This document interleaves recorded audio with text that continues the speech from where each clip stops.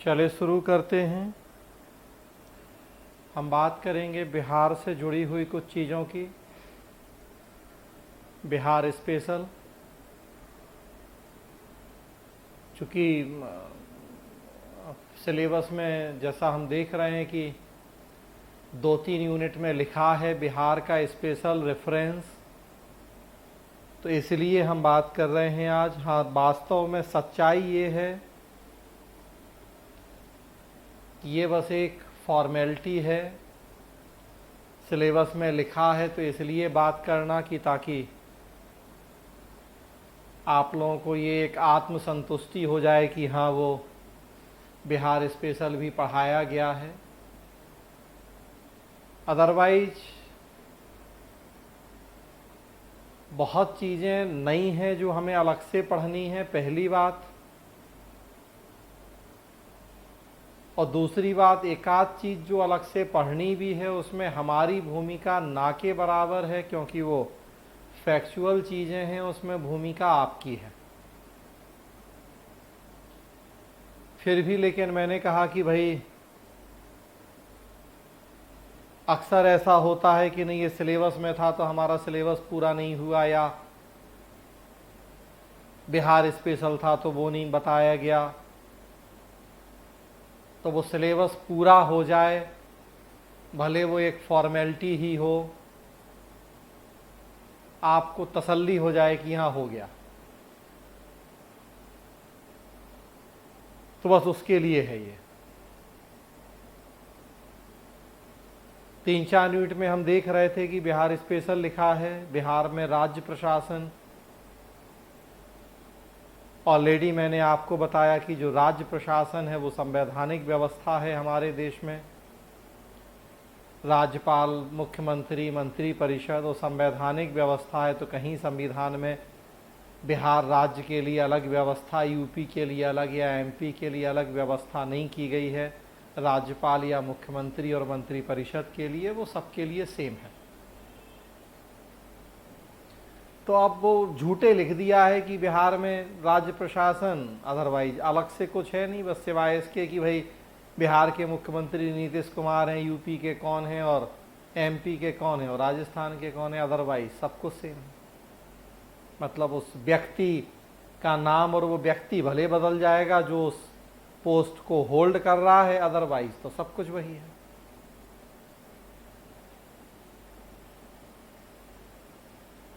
हाँ, प्रशासनिक व्यवस्था में हो सकता है थोड़ा अंतर कि जो बिहार का सचिवालय है या मुख्य सचिव है, क्योंकि वो संवैधानिक नहीं है।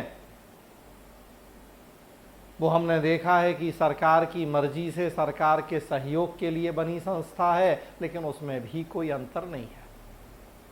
वो भी वही संगठन है जो बाकी राज्यों में है। राज्य सचिवालय का मुख्य सचिव के जो काम बाकी जगह हैं, वही बिहार में, वही यूपी में, हर जगह वही है। तो वो कॉमन ही है। तो उस यूनिट में मतलब लिखा जरूर है बिहार में राज्य प्रशासन, लेकिन अलग से पढ़ने के लिए कुछ भी नहीं है। बिहार में जिला प्रशासन, तो वहां भी वही स्थिति है कि संवैधानिक व्यवस्था नहीं है। ये जिला प्रशासन है प्रशासन की सुविधा के लिए बनी इकाई, लेकिन कोई अंतर नहीं है। सारे राज्यों में जिला प्रशासन और कलेक्टर की भूमिका हर जगह वही है। वो हमने देखा कि बस नाम अलग हो गए हैं, कहीं उसे उपायुक्त कहा जाने लगा है, कहीं कलेक्टर, कहीं डीएम, जहाँ जैसा बस। अदरवाइज उसके काम, भूमिकाएं, जिला प्रशासन की संरचना, संगठन आप देखेंगे तो हर जगह वही है।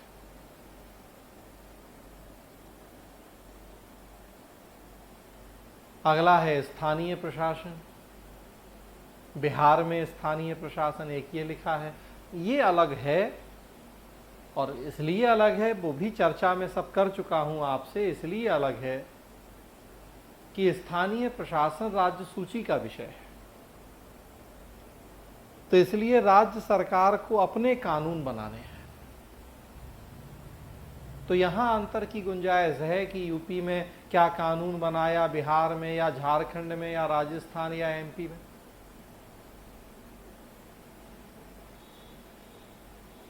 हालांकि उसमें भी देखेंगे कि बहुत ज़्यादा अंतर हो ऐसा नहीं है, मुश्किल से 2-5% चीज़ें ही अंतर हैं। वो इसलिए हैं कि जब केंद्र ने 92-93 में 73 और 74th कॉन्स्टिट्यूशनल अमेंडमेंट कर दिए हैं, और हमने देखा है कि उनके ज़्यादातर प्रोविज़न बाध्यकारी हैं सभी राज्यों के लिए। एकाध एकाध प्रावधान बस ऐसा है कि जहां राज्यों की मर्जी के ऊपर छोड़ा गया है, तो उन्हीं में अंतर है। अब महिलाओं को 33% आरक्षण, कम से कम 33%, तो वो तो होना ही है। बस अब बिहार में अगर हमने 50% दे दिया है, कहीं नहीं दिया 50%, तो ये अंतर है। कहीं वापस बुलाने का अधिकार है, कहीं नहीं है। कहीं 2 से ज़्यादा बच्चे लड़ने पे, 2 से ज़्यादा बच्चे होने पे चुनाव लड़ने पे पाबंदी है, कहीं नहीं है। कहीं न्यूनतम शैक्षणिक योग्यता तय है, 8वीं 10वीं पास, कहीं नहीं है। तो इस तरह के कुछ अंतर देखने को मिलते हैं। तो वो पूरी एक क्लास हम कर चुके हैं बिहार का स्थानीय प्रशासन।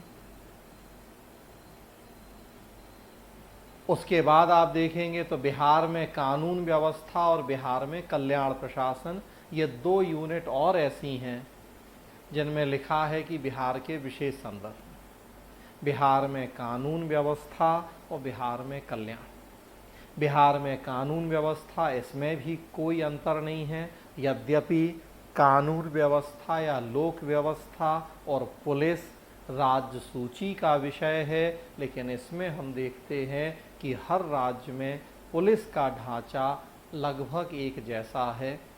डीजीपी से लेके नीचे कांस्टेबल तक पुलिस के काम भूमिकाएं भी एक जैसी हैं।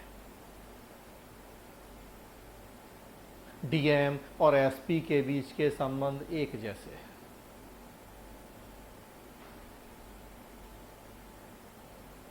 एक आध अंतर वो हम बात कर रहे थे कि भाई डीजीपी का 2 साल का कार्यकाल जो कि सुप्रीम कोर्ट का डायरेक्शन था, तो वो कहीं माना गया है, कहीं नहीं। बस इतना है, बिहार में माना गया।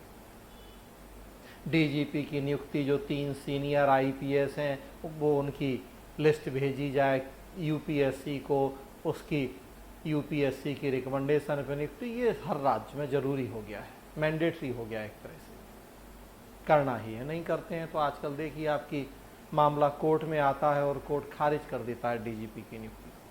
तो मतलब कोई अंतर नहीं रह गया है वहां।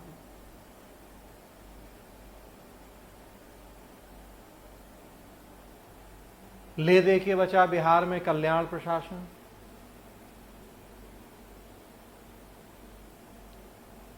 कल्याण प्रशासन में अंतर है, इसलिए है कि हर राज्य की अपनी कल्याणकारी योजनाएं चल रही हैं, और चूंकि ये वोट बैंक भी है, एससी एसटी महिलाओं का कल्याण, तो इसलिए भी राज्य सरकारें काम करती हैं, और वेलफेयर स्टेट है तो उस लिहाज से भी काम करना है। दोनों बातें हैं कि वेलफेयर स्टेट भी है और वोट बैंक की राजनीति भी है।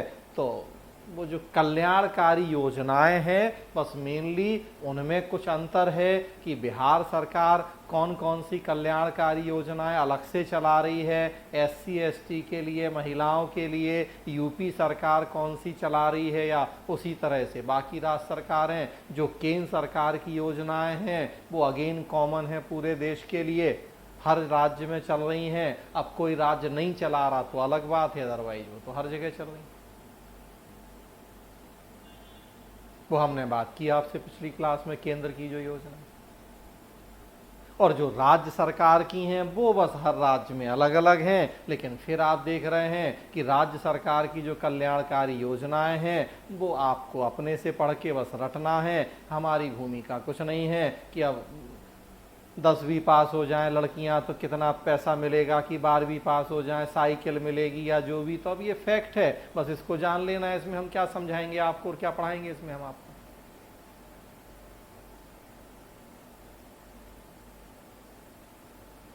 हमन की तसल्ली के लिए हमने कहा फिर वही है कि वैसी 10 योजनाएं जैसा लास्ट क्लास में किया कि केंद्र की संस्थाएं योजनाएं, सो बस वैसे ही यहाँ कर लें कि हाँ ये बिहार सरकार की योजनाएं हैं, इनका ये प्रावधान, अदरवाइज औचित्य नहीं है उसका कोई, वो आपके अपने करने का काम है। फिर भी जैसा हमने कहा कि मन में कहीं भी ये नहीं रहे कि ये टॉपिक नहीं हुआ, वो टॉपिक नहीं हुआ, तो इसलिए इस बार हमने प्लान किया कि सिलेबस में लिखे एक एक शब्द पे हम चर्चा करेंगे क्लास में, ताकि कहीं भी किसी तरह की कोई असंतुष्टि की गुंजाइश ना हो। तो उसी लिहाज से आज हम बात करेंगे। हमने जो चीज़ें सिलेबस में नहीं लिखी हैं वो भी चीज़ें कुछ निकाली हैं फिर कि जब हमें क्लास करना ही है, तो कुछ ऐसी चीज़ें भी जो सिलेबस में लिखी नहीं हैं लेकिन आपको पढ़ना चाहिए। हालांकि उसमें भी देखेंगे हमारी भूमिका कम है आप ही की भूमिका। जैसे देखिए यहाँ स्क्रीन पे है बिहार लोक सेवाओं का अधिकार अधिनियम 2011। अब पूरा सिलेबस आप बिहार का देखेंगे तो ये कहीं नहीं लिखा हुआ है सिलेबस में, लेकिन पढ़ना चाहिए आपको।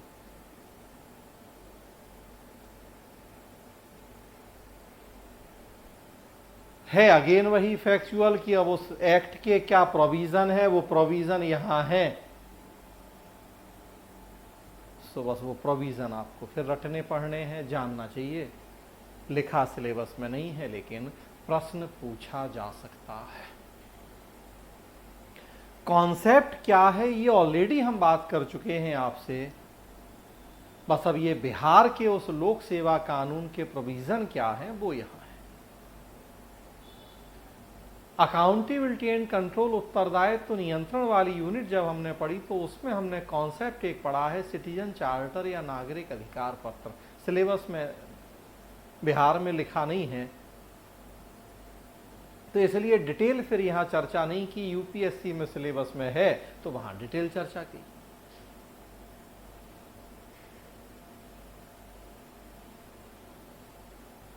और उसी नागरिक अधिकार पत्र या सिटीजन चार्टर से जुड़ा हुआ कॉन्सेप्ट है राइट टू सर्विस या सेवा का अधिकार।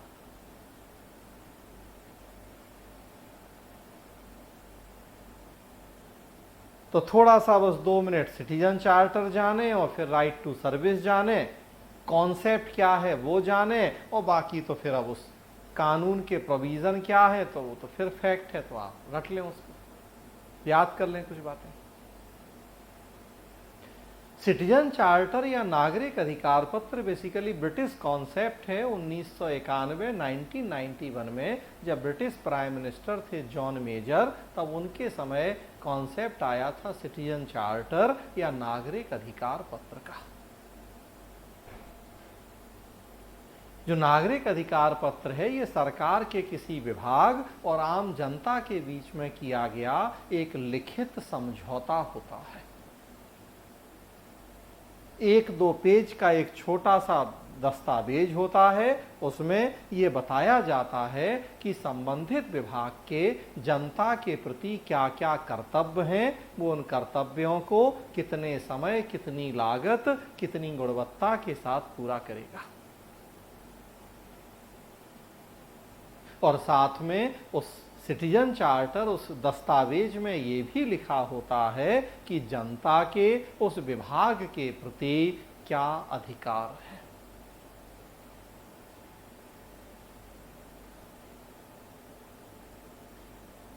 विभाग के कर्तव्य क्या हैं जनता के प्रति, जनता के अधिकार क्या हैं विभाग के प्रति, और अगर वो कर्तव्य अधिकार पूरे नहीं हो रहे हैं, लोगों की विभाग से शिकायतें हैं, तो उनके समाधान की व्यवस्था क्या है। इन बातों का एक स्वैच्छिक घोषणा पत्र होता है, 1-2 पेज का छोटा सा डॉक्यूमेंट जिसे सिटीजन चार्टर कहा गया है। ब्रिटेन में शुरुआत हुई है, अच्छा काम किया है उसने, प्रशासन को पारदर्शी बनाने का एक तरीका है। हमने भी अपने देश में 1996-97 जब मुख्यमंत्रियों और मुख्य सचिवों के सम्मेलन हुए थे पारदर्शी और जिम्मेदार शासन की विषय वस्तु के ऊपर, तो हमने भी अपने देश में उसके बाद सिटीजन चार्टर की व्यवस्था को अपनाया। केंद्र में भी बहुत सारे राज्यों में बहुत सारे विभागों में इसी तरह के सिटीजन चार्टर जारी किए गए। सिटीजन चार्टर में जब विभाग बताता है कि कौन सी सेवा कितने समय में देगा, वो उसकी मर्जी होती है, स्वैच्छिक घोषणा है। और जब इसी कॉन्सेप्ट को हम कानूनी रूप देते हैं, कानून बना के हम सेवाओं का उल्लेख करते हैं और कितने समय में वो सेवा मिलेगी उसकी चर्चा कर देते हैं, दूसरे शब्दों में कहें टाइम बाउंड सर्विस डिलीवरी की जब कानूनन व्यवस्था कर दी जाती है तो उसे राइट टू सर्विस या सेवा का अधिकार कहा जाता है। सिटीजन चार्टर में भी टाइम बाउंड सर्विस डिलीवरी है, उसमें कानूनन नहीं है, वो उस विभाग की स्वेच्छा से की गई घोषणा है कि हम ये सेवा इतने टाइम में प्रोवाइड करेंगे। नहीं भी कर रहा तो हम लीगल कोई उसके खिलाफ एक्शन नहीं ले सकते। और राइट टू सर्विस में कानूनन हमें ये राइट मिल जाता है तो फिर हम लीगल एक्शन ले सकते हैं उसके खिलाफ। बस ये बेसिक डिफरेंस होता है। जो राइट टू सर्विस या सेवा का अधिकार है, मध्य प्रदेश पहला राज्य है हमारे देश का जिसने 2010 में ये कानून बनाया और लोगों को कानूनन टाइम बाउंड सर्विस डिलीवरी का अधिकार दे दिया कि फला सेवा इतने दिन में मिलेगी। जन्म प्रमाण पत्र बनवाना है, मान लीजिए समय लिख दिया गया कानून में बर्थ सर्टिफिकेट 3 दिन, मतलब अधिकतम 3 दिन में हमें बर्थ सर्टिफिकेट बन के मिलेगा। कानूनन ये हमारा अधिकार हो गया। नहीं मिलेगा तो चौथे दिन से संबंधित अधिकारी के ऊपर जुर्माना लगेगा पर डे के हिसाब से, जितना लेट करेगा। अगर देरी का कोई जेन्युइन रीजन नहीं बता पा रहा है वो तो, और अपनी जेब से अपनी सैलरी से कटवाना पड़ेगा वो जुर्माना का पैसा।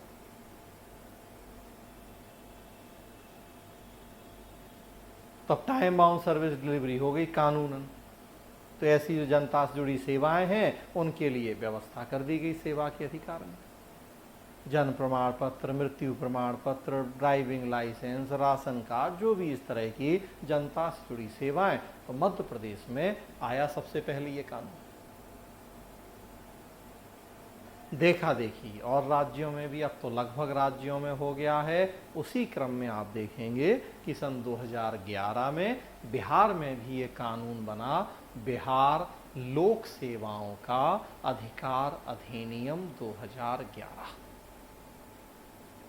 तो कॉन्सेप्ट आप समझ गए कि जो जनता से जुड़ी सेवाएं हैं कानून में, उन सेवाओं का उल्लेख किया गया है। कितने समय में वो सेवा हमें मिलेगी उस समय का उल्लेख किया गया है। उतने समय में वो सेवा पाना हमारा एक कानूनी अधिकार हो गया है और संबंधित विभाग बाध्य हो गया है कि उतने समय में वो सेवा दे। नहीं देगा तो जुर्माने दंड की व्यवस्था कर दी गई है। ये है। अब जिस राज्य का हम पढ़ें उस राज्य का इंटरनेट से निकाला हमने ये, उसके जो प्रोविज़न है बस आप देख लें उस राज्य। बिहार का भी हम बात कर रहे हैं तो बिहार, एमपी, राजस्थान, झारखंड, जहाँ का तो बस कि कौन कौन सी सेवाएं शामिल की गई, कितना समय किसके लिए रखा गया, क्या दंड जुर्माने की व्यवस्था की गई। तो ये केंद्र स्तर पे अभी तक ऐसा कानून नहीं बना है हमारे देश में। सेवा का अधिकार कानून, सिटीजन चार्टर ही जिन विभागों ने जारी किए हैं बस वो है।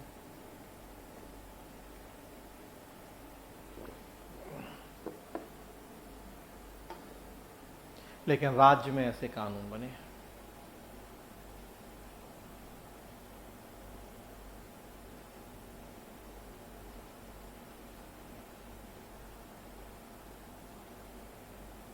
तो जो बिहार सेवा का अधिकार, पूरा नाम बिहार लोक सेवाओं का अधिकार अधिनियम, और सब उसके प्रावधान है। देखिए लिखा है, राज्य की जनता को नियत समय सीमा में अधिसूचित सेवाएं प्रदान कराने हेतु और उससे संबंधित एवं आनुषंगिक मामलों को उपलब्ध करने के लिए अधिनियम। भारत गणराज्य के 62वें वर्ष में बिहार राज्य विधानमंडल द्वारा निम्नलिखित रूप में यह अधिनियमित हो। अब बस वो उसके प्रावधान। यह अधिनियम बिहार लोक सेवाओं का अधिकार अधिनियम 2011 कहा जा सकेगा। इसका विस्तार संपूर्ण बिहार राज्य में होगा और बस इस तरह से अब उसके पूरे प्रोविज़न लिखे हुए हैं। बस तो अब ये आपको यहाँ से पढ़ना जानना है।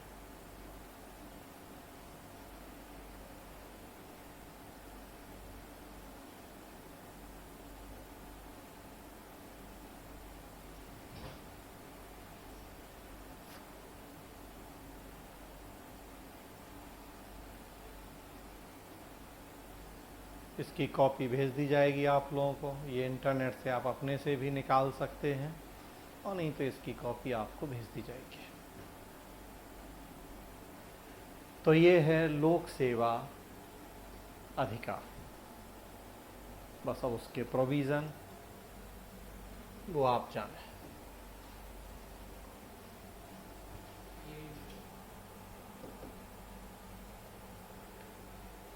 ये हो गया, ठीक है। क्या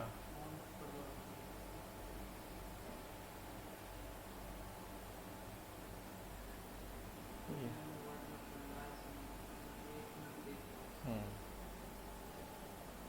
इसको खोल दो, तब तक नहीं है तो वो लोक शिकायत वाला है वो।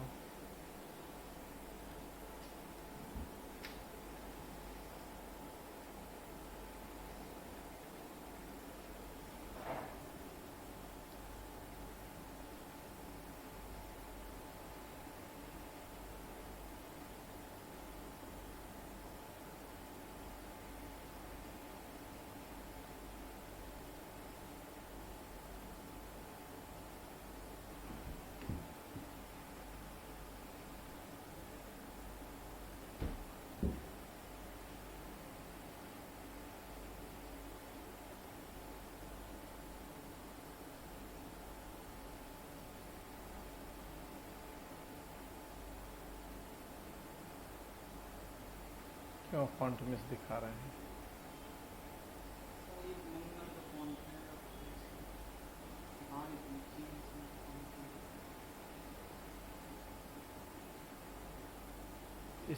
उसी में ही खोल दो डायरेक्ट, जो पहले खोले थे जिसमें दिख रहा था बस वो। और क्या? हाँ बस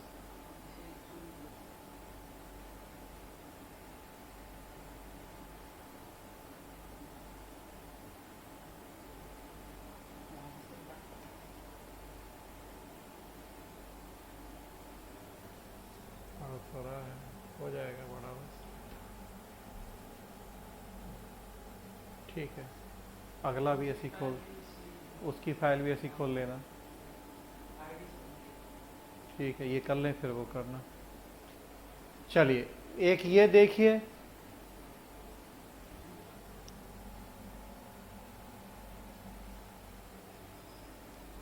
ये लोकायुक्त है,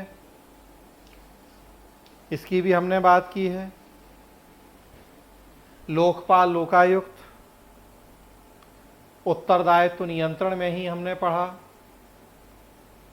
जनता की शिकायतों का समाधान, वर्तमान समय की सबसे बड़ी शिकायत है भ्रष्टाचार की समस्या। कैसे समाधान हो, तो उसके लिए लोकपाल लोकायुक्त नाम की संस्थाओं के स्थापना के प्रयास किए गए हमारे देश में। प्रथम प्रशासनिक सुधार आयोग फर्स्ट ARC बना था 1966 से 70, 1966 से 1970। उसने सुझाव दिया था कि केंद्र में लोकपाल हो, राज्यों में लोकायुक्त हों, जो भ्रष्टाचार संबंधी शिकायतों की जांच करें। केंद्र में तो नहीं बन पाया था लोकपाल, वो अब जाके बना।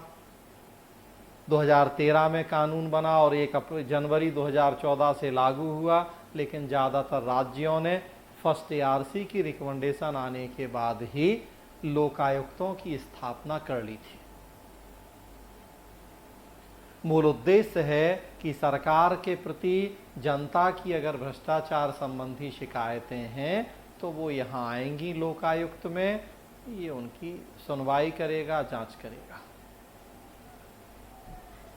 तो बिहार में 1973 में कानून बना था। देखिए लिखा है, बिहार में आम जनता के लिए, विशेषकर उन लोगों के लिए जो सुदूर क्षेत्रों में रह रहे हैं, बिहार लोकायुक्त अधिनियम 1973 में इंगित महत्वपूर्ण तथ्य प्रकाशित किए जा रहे हैं ताकि लोग इस संस्था का अधिक से अधिक लाभ उठा सकें।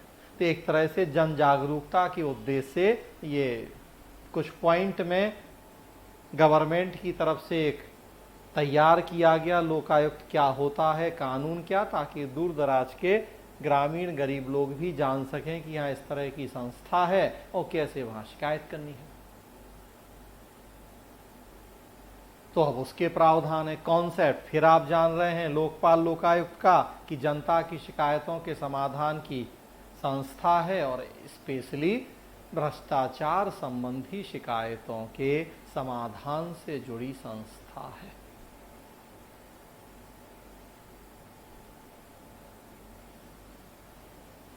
कुछ पॉइंट है यहां पढ़ देता हूं मैं। पहला पॉइंट है, कोई भी व्यक्ति लोकायुक्त के समक्ष लिखित रूप में अपनी शिकायत दर्ज करा सकता है यदि उसने अन्याय या अनुचित कठिनाइयों को सहनशीलता के साथ किया हो।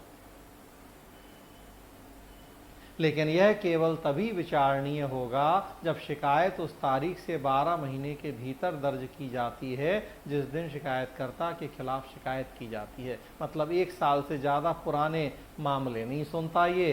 1 साल के अंदर का कोई मैटर है भ्रष्टाचार का, किसी सरकारी कर्मचारी अधिकारी से शिकायत है, मंत्री से है, हम आ जाएं लोकायुक्त में अपनी शिकायत लेके।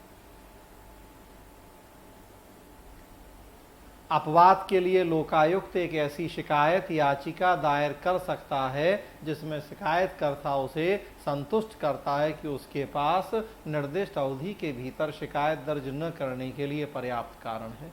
मतलब 1 साल से पुरानी शिकायत को भी लोकायुक्त स्वीकार कर सकता है, उसके विवेक के ऊपर है। अगर उसे ये भरोसा हो जाए कि आप कोई ऐसा जेन्युइन रीजन था कि उस वजह से 1 साल के अंदर नहीं आ पाए। मान लीजिए भी कोरोना चल रहा, अब आप जाओ कहो कि मैटर 1 साल पुराना है, कोरोना की वजह से लॉकडाउन था, हम नहीं आ पाए आपके पास शिकायत लेके 1 साल में। अब लोकायुक्त का विवेक है कि वो 1 साल से पुरानी शिकायत भी स्वीकार कर ले। बस अब इसी तरह के ये प्रोविजन है इसमें। लोक सेवक को छोड़कर कोई भी व्यक्ति शिकायत से संबंधित आरोप लगा सकता है एक लोक सेवक के खिलाफ जिसने निजी लाभ के लिए अपनी शक्ति का दुरुपयोग किया है, वही भ्रष्टाचार या दूसरों का पक्ष लिया है, या जो अपने पद की क्षमता में दुराचार और क्रूरता में लिप्त है।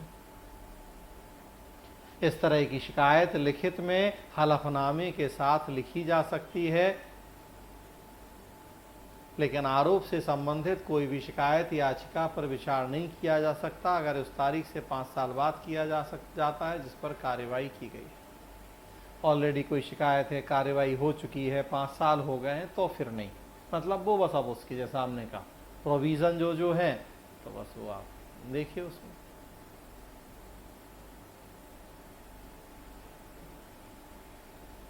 क्यों सतबीर, ये एक ही पेज इसका खुल रहा, बाकी पेज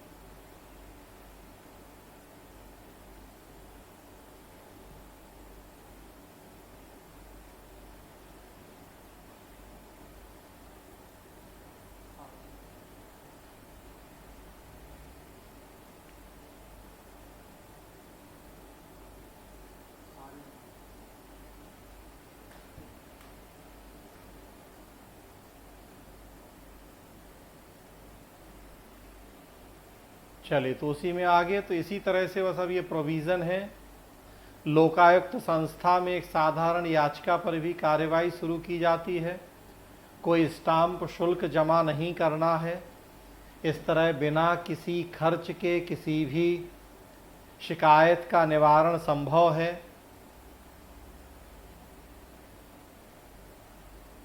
लोकायुक्त के समक्ष दर्ज की गई शिकायत की निजी और पहचान में जांच की जानी और जांच से प्रभावित होने वाले लोक सेवक को सार्वजनिक या प्रेस को खुलासा नहीं किया जाएगा कि क्या जांच से पहले या बाद में, जब तक जांच नहीं हो रही है गोपनीय रखा जाएगा। वो हो सकता आरोप झूठा हो, बदनामी होगी, उसकी मानहानि होगी, तो जब तक जांच नहीं होती, दोषी नहीं पाया जाता, तब तक चीज़ें सब ये गोपनीय रहेंगी।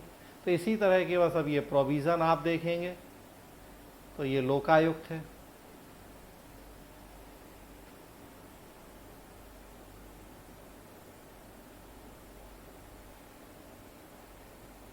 जब 2013 में लोकपाल कानून बना केंद्र में, उसमें ये प्रावधान किया गया था कि 1 साल के अंदर सभी राज्यों को भी अपने लोकायुक्त कानून बनाने हैं और या जो ये पहले से कानून बने हैं इनमें संशोधन करना है। लेकिन केंद्र ने भी उस लोकपाल लागू तो हो गया, फॉर्मेलिटी में बहुत दिलचस्पी नहीं दिखाई, गंभीरता नहीं दिखाई, तो राज्यों ने भी नहीं दिखाई।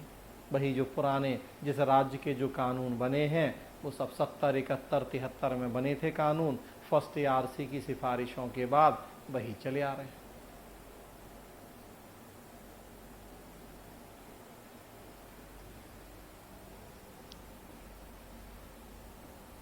फिर अगला खोलो, वैसे ही खोल दो वो शिकायत निवारण।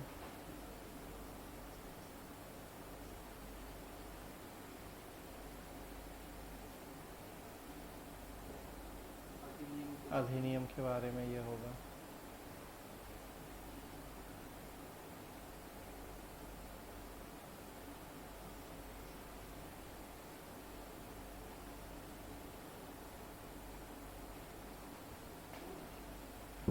ठीक,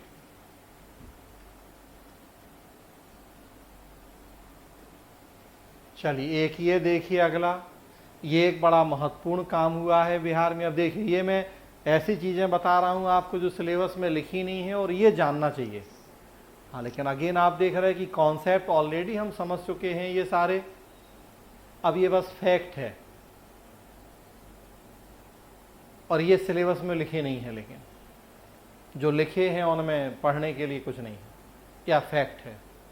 और जो नहीं लिखे हैं कॉन्सेप्ट इनके भी हमने पढ़े हैं, ये भी आपको जानने चाहिए, प्रश्न पूछे जा सकते हैं।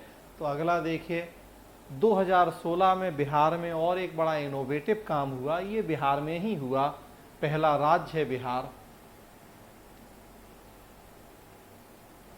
लोक शिकायत निवारण अधिनियम, बिहार लोक शिकायत निवारण अधिनियम, पब्लिक ग्रीवांस रिड्रेसल एक्ट। मतलब एक तो वो भ्रष्टाचार से निपटने के लिए लोकायुक्त हो गया, एक टाइम बाउंड सर्विस डिलीवरी मिले तो सेवा का अधिकार हो गया, और एक और कानून बना दिया कि टाइम बाउंड हमारी जो शिकायतें हैं उनका समाधान हो जाए।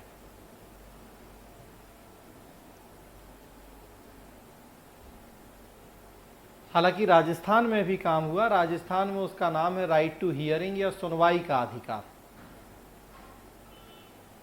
है, उसका भी उद्देश्य यही, राइट टू हियरिंग सुनवाई का अधिकार, मतलब लोगों को वहां कानूनन ये अधिकार मिला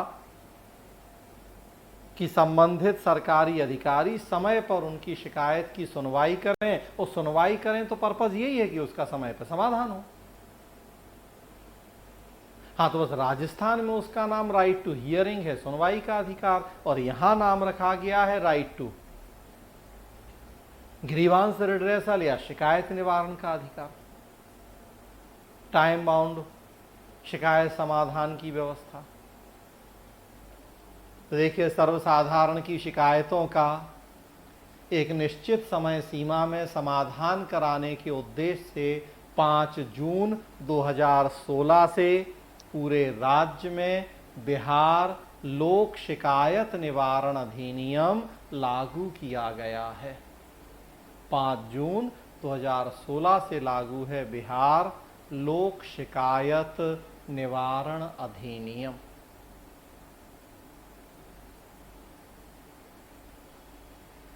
क्या खास है इस कानून में? ये जैसा इंटरनेट से हमें जहां जो मिला सीधा वही से ये हम ले आए हैं, या आपको भेज दिया जाएगा, या आप अपने से भी नेट पे सर्च कर सकते हैं।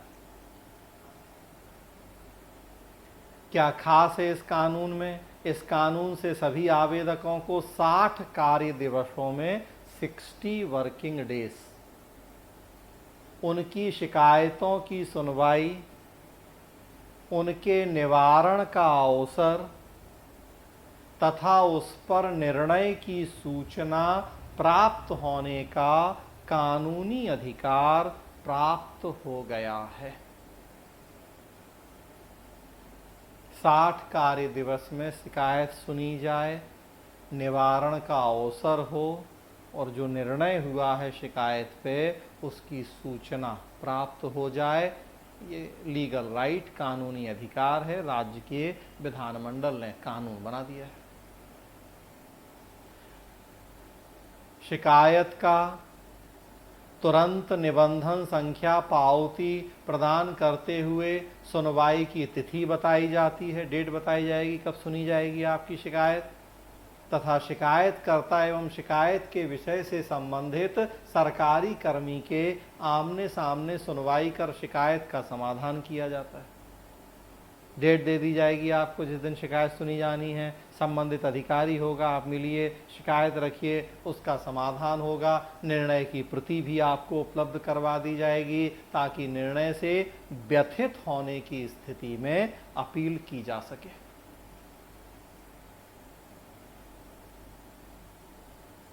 कैसी शिकायतें दर्ज कराई जा सकती हैं?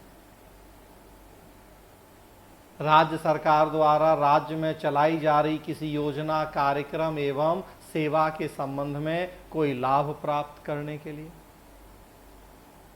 ऐसा लाभ प्राप्त होने में हो रही देरी या विफलता के लिए, किसी लोक सेवक द्वारा राज्य में लागू किसी नियम, नीति, विधि की अवहेलना किए जाने के मामले में हम शिकायत कर सकते हैं लोक शिकायत परिवाद पदाधिकारी के पास।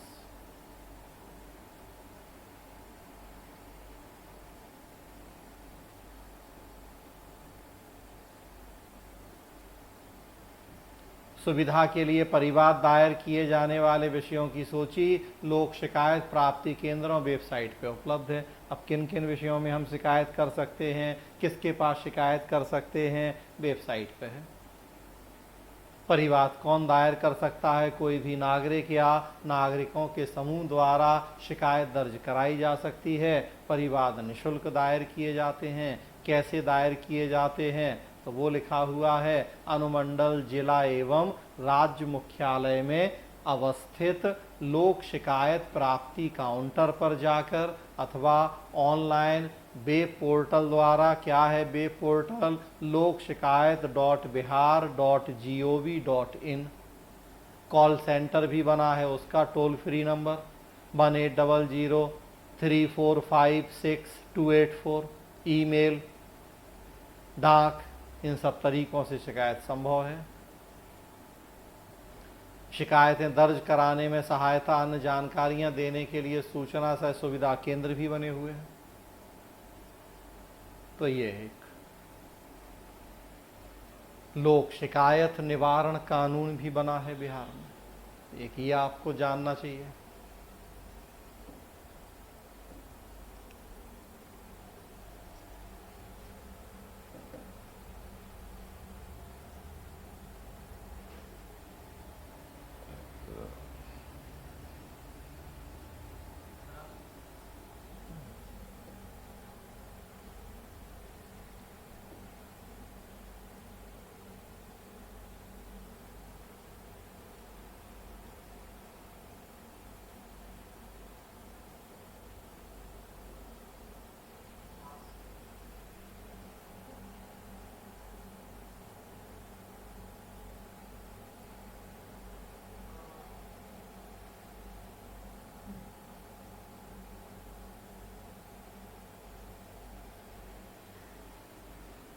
कुछ ये देखिए अब आप,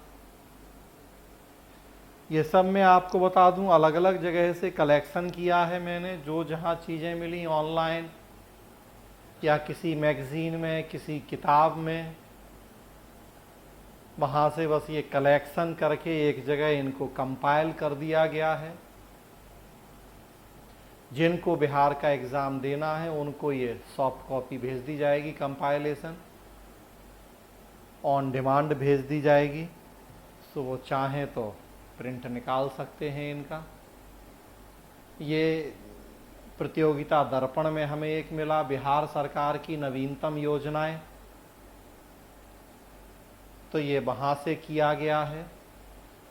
हाँ, बार बार बता रहे हैं कि अपने लेवल पे आपका काम करने की ज़्यादा ज़रूरत है। यहाँ दिल्ली में हमें जितनी चीज़ें यहाँ उपलब्ध होती हैं उससे ज़्यादा आपको अपने पटना में ज़्यादा चीज़ें उपलब्ध हो सकती हैं बिहार के बारे में।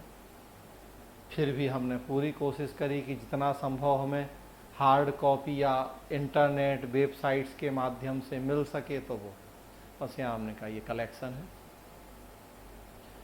तो बिहार सरकार की नवीनतम योजनाएं, कुछ योजनाओं के नाम हैं, उनके प्रोविज़न भी लिखे हैं। जन जीवन हरियाली अभियान,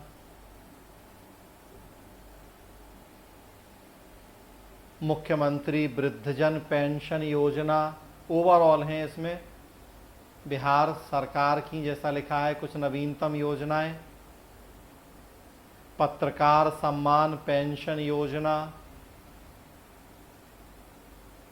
मुख्यमंत्री, देखिए ये जैसे एक आपको यहाँ काम की सिलेबस के अकॉर्डिंग मुख्यमंत्री अनुसूचित जाति एवं अनुसूचित जनजाति उद्यमी योजना। बिहार सरकार ने अनुसूचित जाति जनजाति के युवाओं में उद्यमिता को बढ़ावा देने के लिए मुख्यमंत्री अनुसूचित जाति एवं अनुसूचित जनजाति उद्यमी योजना शुरू की है। इसके तहत चयनित युवाओं को उद्योग विभाग प्रशिक्षण और सहायता देगा। इस योजना के तहत सरकार युवाओं को उद्योग लगाने के लिए अधिकतम 10 लाख रुपए देगी। अब बस फिर इसी तरह से उसके जो प्रोविज़न है वो यहाँ आप पढ़ सकते हैं। एक ये महत्वपूर्ण योजना वीमेन एम्पावरमेंट से जुड़ी हुई, मुख्यमंत्री कन्या या बालिका उत्थान योजना। बिहार सरकार ने बालिकाओं के संरक्षण, स्वास्थ्य, शिक्षा और स्वावलंबन को ध्यान में रखकर मुख्यमंत्री कन्या उत्थान कार्यक्रम की शुरुआत की।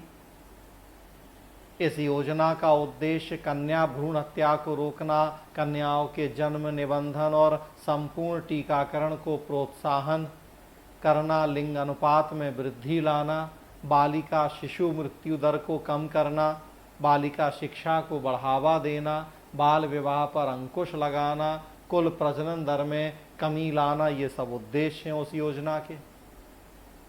बाकी प्रावधान, मुख्यमंत्री ग्रामीण आवास योजना,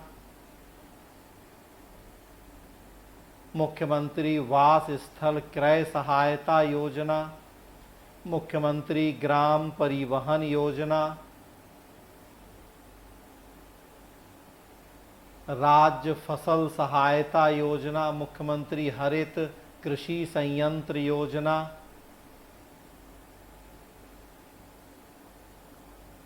स्टार्टअप नीति 2017,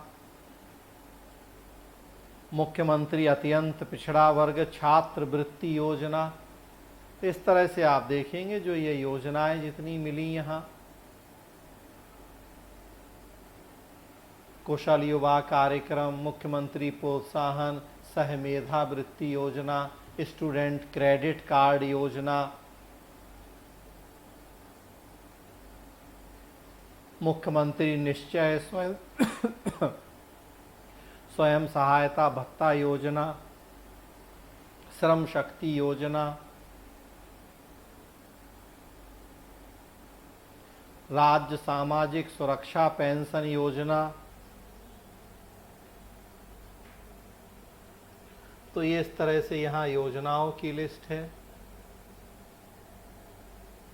ये बेसिकली प्री का फैक्ट था, लेकिन हमें लगा मेंस में भी आपको जानना हो, तो बिहार से जुड़े कुछ करंट फैक्ट्स करके एक दर्पण का ही है, वो भी कुछ फैक्ट उसमें कलेक्ट किया गया है।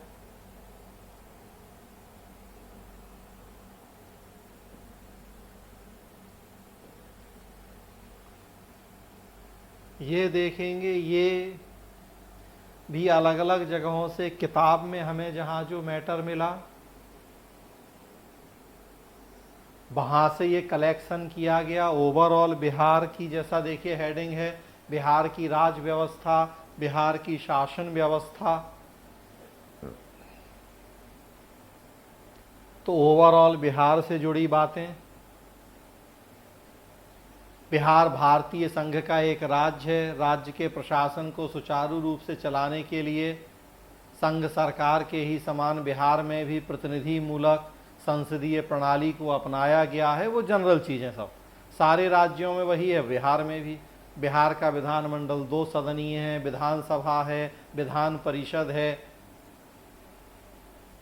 राज्य की प्रशासनिक व्यवस्था निम्नांकित क्रम में विभाजित है। ये एक चीज़ बस यहाँ महत्वपूर्ण कि राज्य को बांटा गया है प्रमंडल, जिसे हमने कमिश्नरी कहा, फिर जिला, फिर उसके बाद अनुमंडल और फिर सामुदायिक विकास प्रखंड, जिसे हमने तहसील या गांव कहा। उसके ऊपर एक अनुमंडल नाम की इकाई भी है बिहार में। सबसे नीचे ग्राम पंचायत।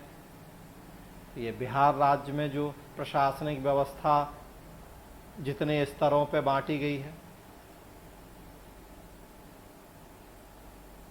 राज्य स्तर पर शासन कार्य का संपादन राज्यपाल, मुख्यमंत्री, मंत्री परिषद और विभागीय सचिवों के जरिए होता है। प्रमंडल स्तर पर सभी विभागों के लिए आयुक्त उत्तरदायी हैं, लेकिन डीआईजी पुलिस में होगा, शिक्षा विभाग में आरडीडी होगा। जिला स्तर पर सर्वोच्च प्रशासनिक अधिकारी जिलाधीश या समाहर्ता डीएम या कलेक्टर होता है, और पुलिस महकमे का सर्वोच्च अधिकारी पुलिस अधीक्षक होता है। शिक्षा विभाग का अधिकारी जिला शिक्षा अधिकारी, जिला शिक्षा अधीक्षक। अनुमंडल स्तर पर एसडीओ, एसडीएम अनुमंडल अधिकारी हैं, डीएसपी है। प्रखंड स्तर पर प्रखंड विकास अधिकारी है, बीडीओ है, अंचल अधिकारी सीओ है। थानों में इंस्पेक्टर हैं, दरोगा एसआई हैं।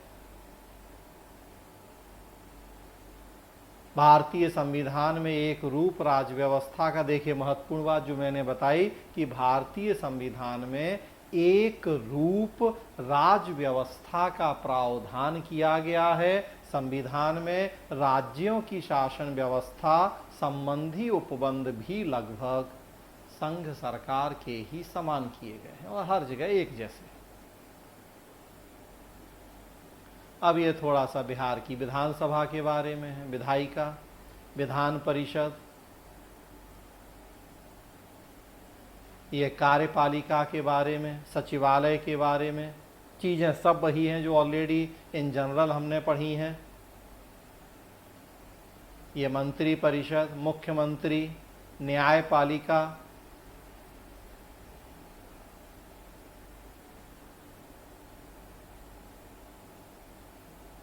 उच्च न्यायालय, मुख्य न्यायाधीश, योग्यताएं सब वही हैं जो सब पूरे देश के लिए हैं।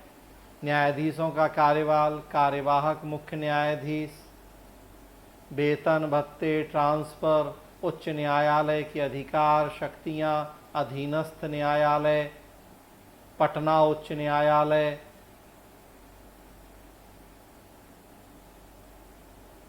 न्यायिक सेवाओं में 50% आरक्षण,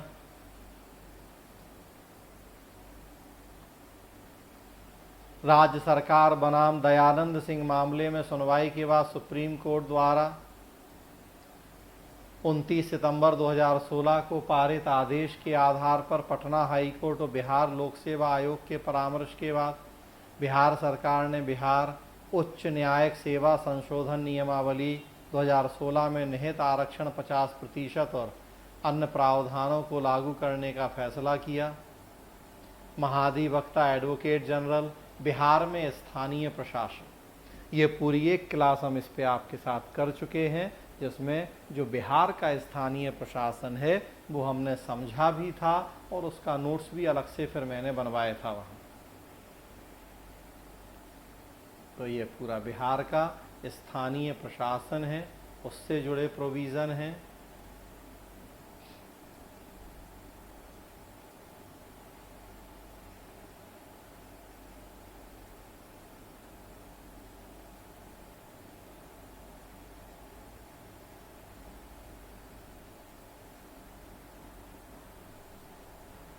दो 2016 में बिहार पंचायती राज अधिनियम में संशोधन हुए थे, उसके प्रावधान क्या हैं। 2006 में संशोधन हुए थे, उसके प्रावधान क्या हैं, सब चर्चाएं की गई हैं।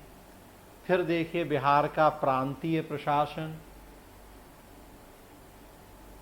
प्रशासनिक दृष्टि से बिहार को 9 प्रमंडलों, 38 जिलों, 101 अनुमंडलों, 534 प्रखंडों में विभाजित किया गया है। 9 प्रमंडल या कमिश्नरी हैं, 38 जिले हैं, फिर 101 अनुमंडल हैं, मतलब एक तरह से हर जिले में 3 अनुमंडल, 534 ब्लॉक या प्रखंड है। राज्य सचिवालय सब कुछ सेम है जो हमने इन जनरल पढ़ा है। बिहार का राज्य सचिवालय पटना में है, राज्य का प्रशासनिक केंद्र है, बाकी बातें वही। राज्य सचिवालय के कार्य सचिवीय सहायता, सूचना केंद्र, समन्वयात्मक कार्य, परामर्शी कार्य, मुख्य सचिव वही। मुख्य सचिव राज्य सचिवालय का प्रधान है। यह भारतीय प्रशासनिक सेवा का कोई वरिष्ठतम श्रेणी का अधिकारी होता है। मुख्य सचिव सिविल सेवा का प्रधान है, वह राज्य की लोक सेवाओं का अध्यक्ष होता है। देखिए सब चीज़ें हमने पढ़ी। राज्य में पुलिस प्रशासन की संरचना बिल्कुल वही है जो हमने पढ़ी। DGP, additional DGP, IGP, DIGP, SP, DYSP, inspector, sub inspector, assistant sub inspector, हवलदार या हेड कांस्टेबल और कांस्टेबल। क्षेत्रीय प्रशासनिक इकाइयाँ, उन सब के बारे में लिखा है। प्रमंडल तो क्या है वो। स्वतंत्रता प्राप्ति के समय बिहार में 4 प्रमंडल थे। 2000 तक राज्य में प्रमंडलों की संख्या 13 हो गई थी। 4 प्रमंडल नवनिर्मित झारखंड राज्य में चले गए, तो वर्तमान में प्रमंडल 9 हैं। जिला, अनुमंडल, ग्राम पंचायत, फिर राज्य लोक सेवा आयोग कॉमन प्रोविज़न है, कुछ भी अलग से नहीं है, लेकिन फिर भी यहाँ राज्य लोक सेवा आयोग, जमींदारी, संविधान संशोधन, राज्य की संचित निधि, केंद्र राज्य संबंध। बिहार के कुछ अब शीर्षस्थ पदाधिकारी एक तरह से प्री के फैक्ट हैं, लेकिन हमने यहाँ डाल दिए कि बिहार के शीर्षस्थ पदाधिकारी। स्वतंत्रता पूर्व बिहार के गवर्नर, उनके कार्यकाल पूरी लिस्ट है।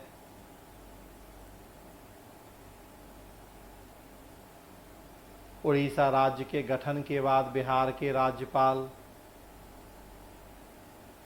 स्वतंत्रता प्राप्ति के बाद बिहार के राज्यपाल। सब फिर अब ये सब चीज़ें जो है एक तरह से प्री के फैक्ट हैं, उनकी लिस्ट है।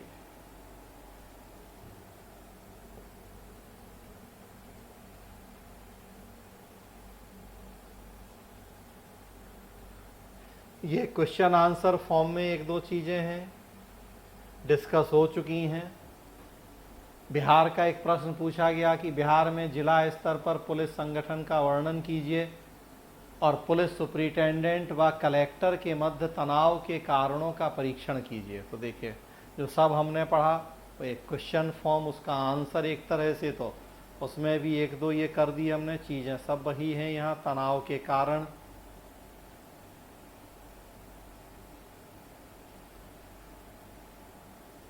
एक और प्रश्न की बिहार लोक सेवा अधिकार अधिनियम 2011 ईस्वी के प्रमुख प्रावधानों का वर्णन कीजिए। तो अब ये प्रश्न आंसर फॉर्म में है। जो लोक सेवा अधिकार अधिनियम है उसके प्रोविज़न क्या हैं, यहाँ देखिए कुछ कामों के नाम और समय लिखा है।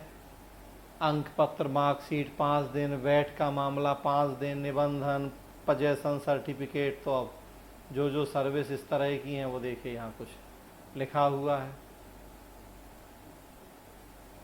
किसके लिए कितना समय। उसके बाद हमने क्या किया कि कुछ मेरे पास ये आप ही लोगों में से किसी का, मतलब आप नहीं, आप जैसे लोग जिन्होंने बिहार में मेंस दिए, इंटरव्यू दिए, पास हुए, उनका जो अपना कुछ हैंड रिटन नोट्स था इन्हीं सब टॉपिक का, वो भी हमने ये स्कैन करवा दिया उसी में। और ये भी आपको इसकी स्कैन कॉपी भेज दी जाएगी, जिसको जैसा हमने कहा ये ऑन डिमांड, जिसको ज़रूरत है, क्योंकि सबको बिहार नहीं देना है, जिसको बिहार देना है, जिसको ज़रूरत है, तो ये जो सिलेक्टेड लोग हैं उन्हीं के कुछ जो नोट्स उन्होंने बनाए थे तो वो उसी हैंड रिटन को ही हमने यहाँ स्कैन करवा दिया कि आप चाहें तो कुछ वो उससे भी देख सकते हैं। तो इस तरह से ये देखेंगे आप कि बिहार से जुड़ी जो भी बातें,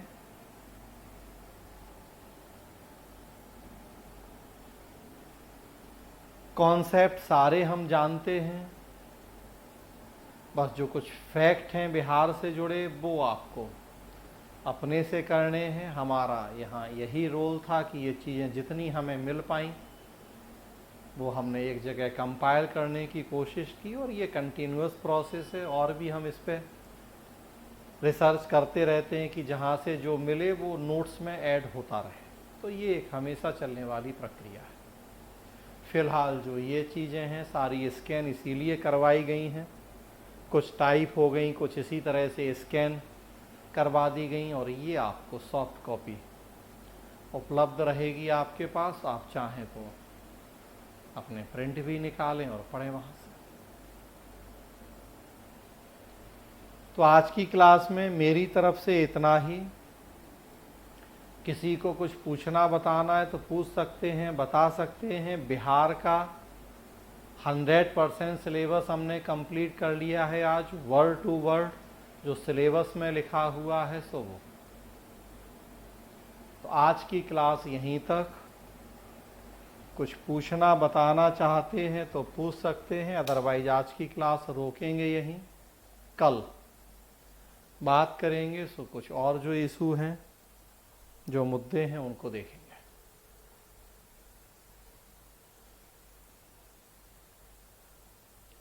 पूछना है किसी को कुछ नहीं तो चलिए आज की क्लास रोक रहे हैं। आप लोग मीटिंग छोड़ सकते हैं, कल मिलेंगे कुछ जो नए इशू हैं उनके साथ।